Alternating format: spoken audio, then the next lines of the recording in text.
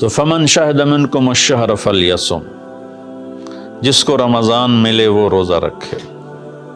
تو روزہ تو انشاءاللہ رکھیں گے، لیکن میں تھوڑی سی ایک گزارش کروں گا کہ جسم کی صحت کے لیے اپنی غذا پہ کنٹرول کریں۔ شاید کوئی یہ نہ بتائے، میں رمضان کے آداب میں یہ بات بتا رہا ہوں، سحری اتنی دبا کے نہ کھائیں کہ عصر تک اسی کے ڈکار آتے رہیں، کھٹے ڈکار آتے رہیں، اور افطاری اتنی دبا کے نہ کریں کہ پھر تراویح کے وقت پڑھاؤ کہ ہن میں کیویں پڑھاؤں، اٹھیا ہی نہیں جاندا، مجھ بن کے ڈٹھا پہ ہوندا ہے۔ تو سحری کھائیں اتنی کہ بس عام معمول کا پیٹ بھر جائے، کچھ حصہ خالی ہو، اور آپ کو دوپہر سے بھوک لگنی شروع ہو جائے۔ جب آپ کو دوپہر سے بھوک لگنی شروع ہوگی تو آگے 6-7 گھنٹے کا سفر ہے، اس میں پوری مشین خالی چلے گی، تو جتنے گندے مادے اور فاسد مادے جمع ہوتے ہیں وہ سارے جل جاتے ہیں۔ اچھا، رمضان کے دونوں طرف معنی آتے ہیں، وہ میں بتاتا ہوں، ابھی میں جسمانی بتا رہا ہوں۔ اچھا، ایک اور بھی بڑا خوبصورت رمضان کا معنی ہے۔ اللہ کے نبی نے فرمایا کہ یہ نہ کہا کرو رمضان آ گیا اور رمضان چلا گیا، کہو رمضان کا مہینہ آ گیا، رمضان کا مہینہ چلا گیا، چونکہ رمضان اللہ کا نام ہے، رمضان اللہ کا نام ہے۔ اللہ اس میں اپنے بندوں کے گناہوں کو جلا دیتا ہے، تو اس لیے یہ تفسیر رازی کی روایت بیان کر رہا ہوں، اس کی صحت اور ضعف کے بارے میں مجھے نہیں پتا۔ تو رمضان کہتے ہیں جلا دینا، جلا دینا یا جل جانا۔ تو جب آپ کا فاقہ 12 بجے سے شروع ہو جائے گا، وہ 6-6:30 بجے تک چلے گا، تو آپ کے جسم کا ایک ایک خلیہ گرم ہو جائے گا، اور اس میں سے بھاپ نکلے گی، اور آپ کے جسم کی گندگی پورے سال کی جو جمع ہے وہ جلنا شروع ہوگی۔ پھر آپ افطاری جب کریں تو سنبھل کے کریں، ٹھنڈا برف سے بھرا ہوا پانی اور روح افزا اور جام شیریں اور دودھ سوڈا، اور اس میں برف کے اتنے بڑے بڑے ڈلے ڈال کے جب آپ پیتے ہیں تو سارے دن کے روزے کا جسمانی فائدہ فوت ہو جاتا ہے، ختم ہو جاتا ہے۔ سنبھل کے پانی پئیں، اور روم ٹمپریچر کا پانی پئیں۔ اس وقت معدہ گرم ہوتا ہے، اس میں ٹھنڈی بلا ڈالنا، اور پھر آپ اس پر دوسرا ظلم یہ کرتے ہیں کہ اتنا ٹھنڈا پینے کے ساتھ گرم گرم سموسے کھاتے ہیں، گرم گرم پکوڑے کھاتے ہیں، اور کئی ماشاءاللہ ساتھ وہ پیس کو بھی ملاتے ہیں، کوئی چانپیں ملاتے ہیں، کوئی پیس ملاتے ہیں۔ یہ افطاری ہوتی ہے، اور پھر کھانا اس کے بعد ہوتا ہے۔ تو سادہ پانی سے روزہ افطار کریں، اور مغرب کی نماز کے بعد ہلکا پھلکا کھانا لیں، اور پھر تراویح کا انتظار کریں، تراویح پڑھیں، اور اس کے بعد جس کا ذوق ہے ٹھنڈا پانی پینے کا وہ ٹھنڈا پی لے، گرم کا ذوق ہے گرم پی لے، لیکن برائے مہربانی کئی چیزوں کا، اب میں ایک آپ کو مثال دیتا ہوں۔ یہ ہماری گاڑیاں ہیں معمولی سی، تو ہم اس میں دیکھتے ہیں کہ اچھا پیٹرول کہاں ملتا ہے۔ جس پیٹرول پمپ کا پتہ چلے کہ پیٹرول اچھا نہیں، ہم سزوکی والا بھی آگے چلا جاتا ہے کہ ویکھو چنگا پیٹرول کتھوں لبدا ہے، اور جن کے پاس مہنگی گاڑیاں وہ ہائی آکٹین ڈلواتے ہیں، جو پیٹرول کی سب سے اچھی قسم ہوتی ہے۔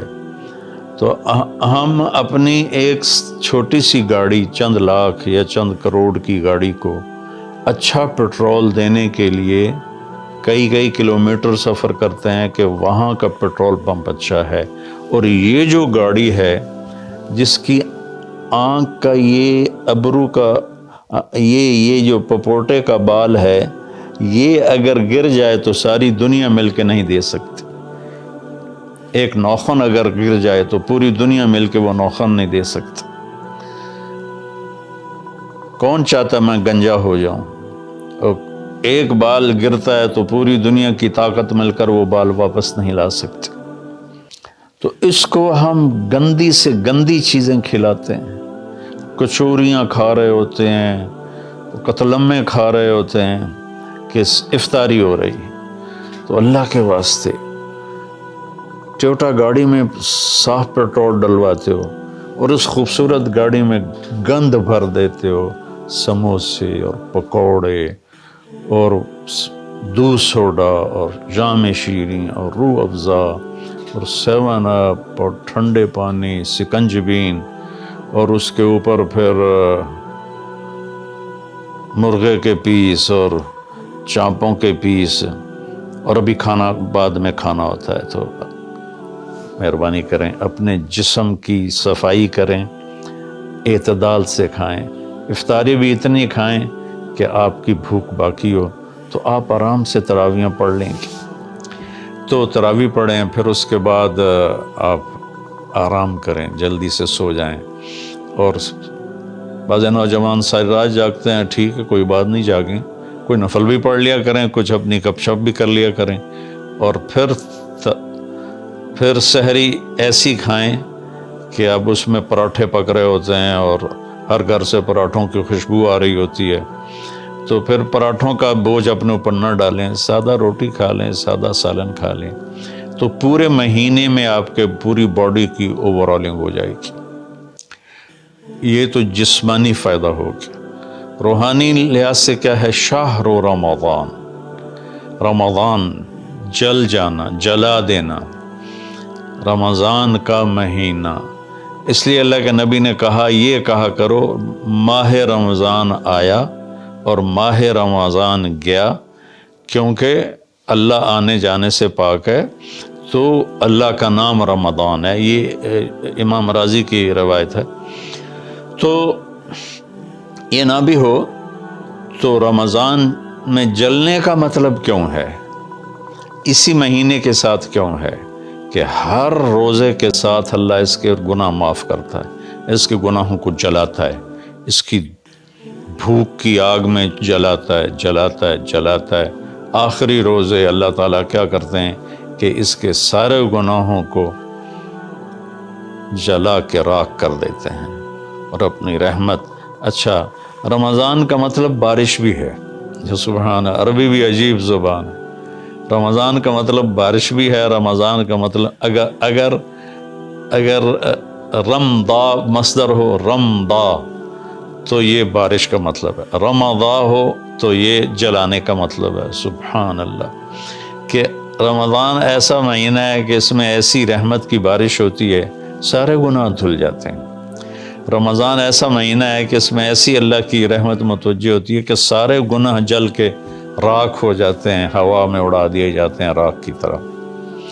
تو یہ تب ہوگا جب ہمارا پورا جسم روزہ رکھے، ہماری آنکھیں روزہ رکھیں، ہمارے کان روزہ رکھیں، ہماری زبان روزہ رکھے، ہمارے ہاتھ روزہ رکھیں، ہمارے پاؤں، ہمارا دل، دماغ روزہ رکھے، تو پھر یہ روزہ، یہ رمضان بنے گا اور ہمارے گناہوں کو جلا دے گا یا دھو دے گا۔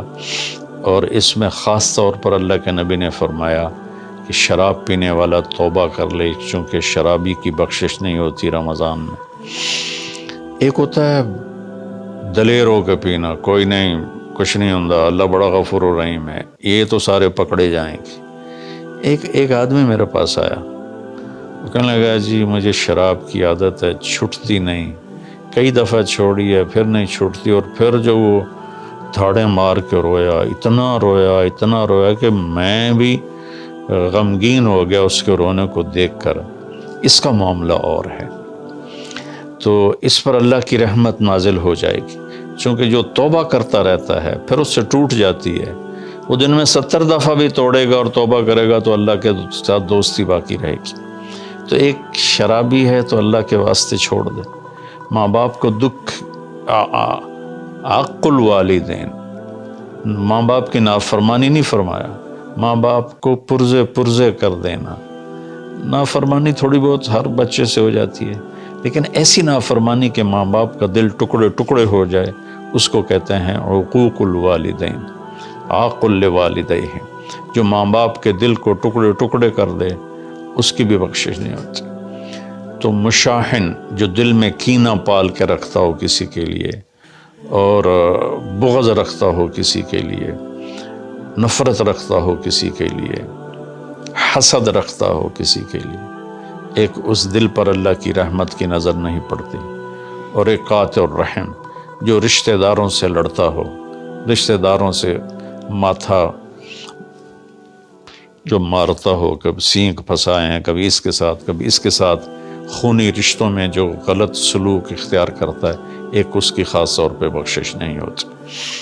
تو باقی اللہ کا دریائے رحمت ہے، جو بھی توبہ کرے گا، مشرک بھی توبہ کرے گا معاف، سود خور توبہ کرے گا معاف، چور توبہ کرے، ڈاکو توبہ کرے، زانی توبہ کرے، قاتل توبہ کرے، شرابی توبہ کرے، ماں باپ کا نافرمان توبہ کرے، اور رشتہ داروں سے لڑنے والا توبہ کرے، نفرت رکھنے والا توبہ کرے، اور سود پہ کام کرنے والا توبہ کرے، سود کھانے والا توبہ کرے، سب معاف ہو جائے، سب معاف ہو جائے۔